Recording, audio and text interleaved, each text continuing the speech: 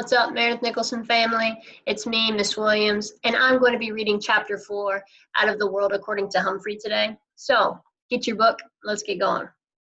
The most important man in the world. Luckily, Friday went by smoothly. Sorry to say, Saya didn't raise her hand, but Heidi Hopper did. Amazing. AJ actually whispered. Richie cleaned my cage.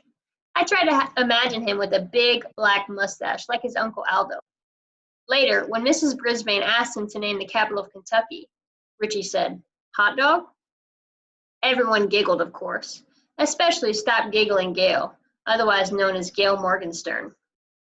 "Repeat that, please, Richie," said the teacher. Richie realized he had made a mistake, so he tried again. "Frankfurter," he said. More giggles, explosive giggles. "Try again, Richie," said Mrs. Brisbane, who was on the verge of smiling herself. Frankfurt," he said proudly. That was the correct answer, by the way. So you see, it wasn't exactly a bad day in room 26. It's just that I was jittery, wondering what would happen to me when the bell rang. Would I be left alone, hungry, utterly forsaken for 2 whole days? Or would I be a captive in the haunted house of Mrs. Brisbane?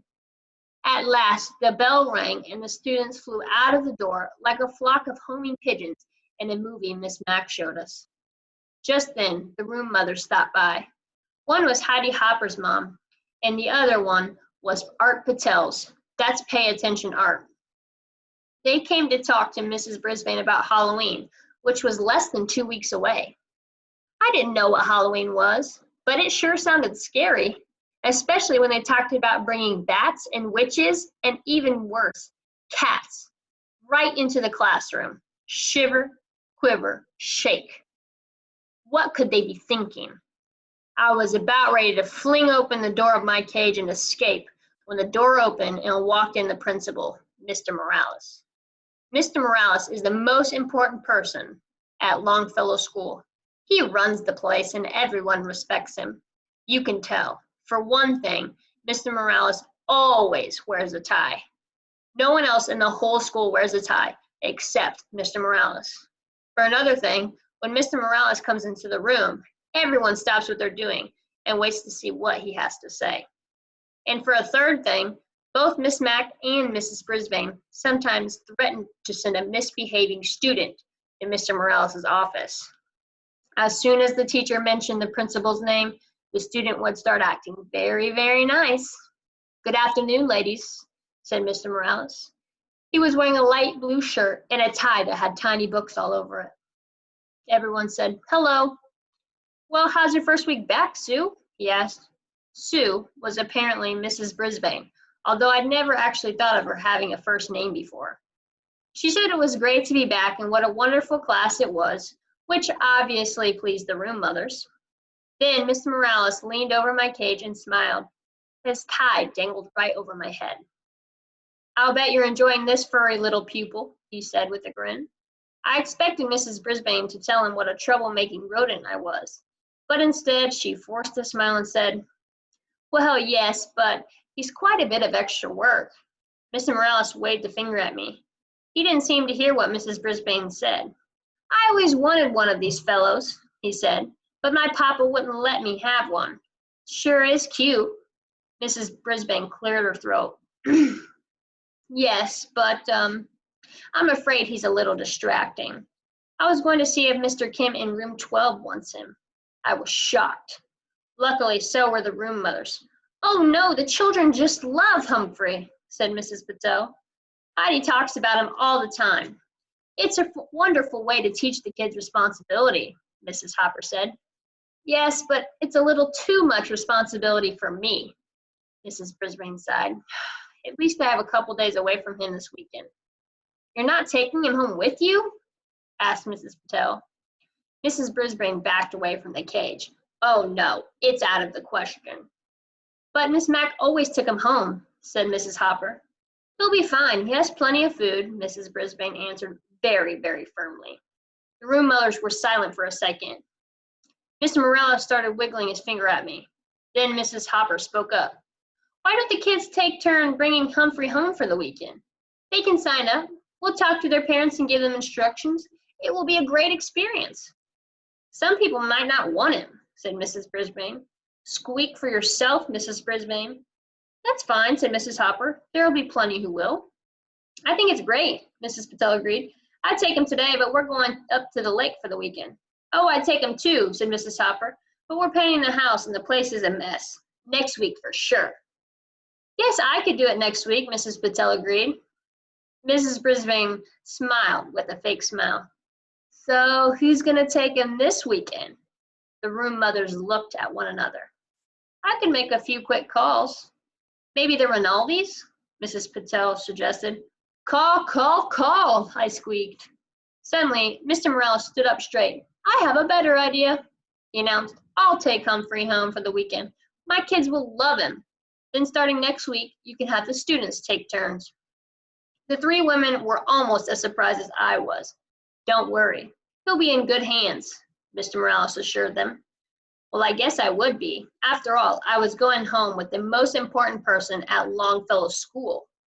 As he drove me to his house, Mr. Morales told me how he'd always wanted a hamster when he was a kid.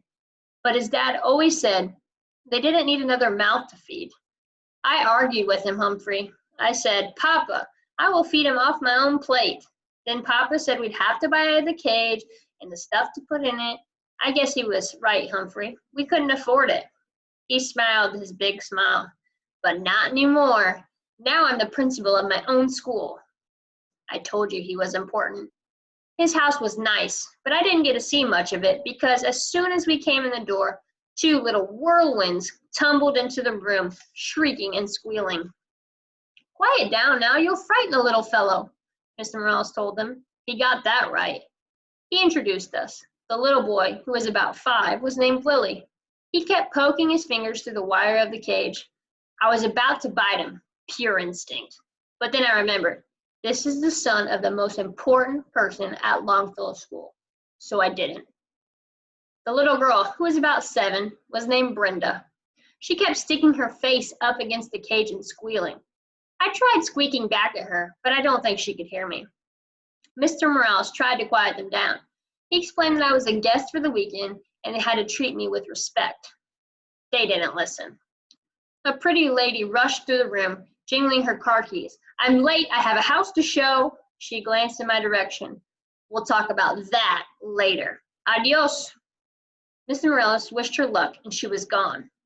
Then he carried me into the den with Willie and Brenda clinging to his legs and yelping. My cage was swinging back and forth so much I was getting air sick, or cage sick. Mr. Morales set my cage on a table in their family room. Now get back and listen to me, he told his children. I'll tell you all about him. Can we take him out? Screamed Willie. Can we put him in my room? Shouted Brenda. Can he sleep with me tonight? We can't do anything until you settle down, Mr. Morales said. Bravo, Mr. Morales, I thought. But still, the children didn't listen. The most important person at Longfellow School was not treated with respect in his own house. Willie lurched forward and swung open the cage door. Ugh, there's poo in there, he screamed. Where? Shrieked Brenda. Willie pointed to my potty corner, which I thought was unsqueakably rude of him. I want to hold him, said Brenda, grabbing me. She squeezed me so hard, I let out a squeal. Stop, said Mr. Morales. Put him back right now. She opened the cage with her hand and dropped me onto the floor of my cage. Luckily, I landed in a pile of soft bedding. Luckily, I didn't land in my poo. But I was a little dizzy, but I heard Mr. Morales send Willie and Brenda to their rooms. I will not allow you to mistreat an animal. Upstairs, doors shut. No playing until I say you can, he said. Suddenly, Mr. Morales didn't look so important. He slumped down in his chair next to my cage and loosened his tie. Now you know my secret, Humphrey. At school, everybody listens to me. At home, nobody listens to me, he said. Mr. Morales looked tired. Above our heads came the sounds of thumping and bumping. It sounded as if the ceiling was about to fall in. They're bouncing on their beds, Humphrey. Not supposed to do that either, he said. He slowly rose and went to the stairway in the hall. "Willie, Brenda, stop that now," he yelled. Surprisingly, the thumping and bumping stopped. "They listened," I squeaked, when the principal sat down again. But the thumping and bumping began again in a minute. "I wish I knew what to do," he said. "Some way to teach them a lesson." I nodded. A lesson is just what those children needed. And I was just the hamster to teach them. Tip 4. Never ever squeeze, pinch, or crush a hamster. If it runs away, squeals, or mutters, leave the hamster alone. Guide to the Care and Feeding of Hamsters, Dr. Harvey H. Hammer. I hope you guys liked chapter 4. Although I wish we could be together, I'm happy I could do this. So I hope to see you guys soon. Go, go, Gophers.